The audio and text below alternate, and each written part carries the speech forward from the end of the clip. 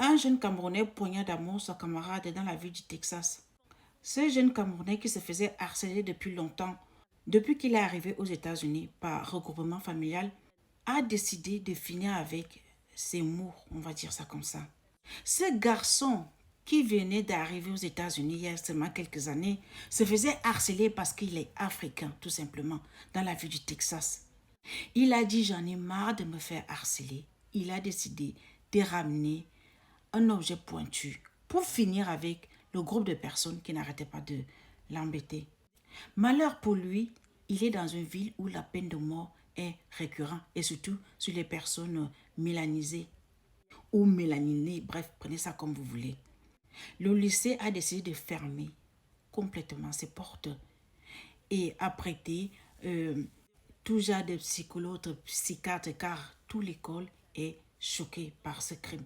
La communauté africaine est complètement sous le choc. Il a été incarcéré pour meurtre au premier degré. Tout ça est parti d'une dispute. D'après les médias, ils se sont déjà disputés depuis un moment. Mais ce qu'ils n'ont pas voulu mentionner, c'est que le jeune qui a été tué harcelait notre frère camerounais.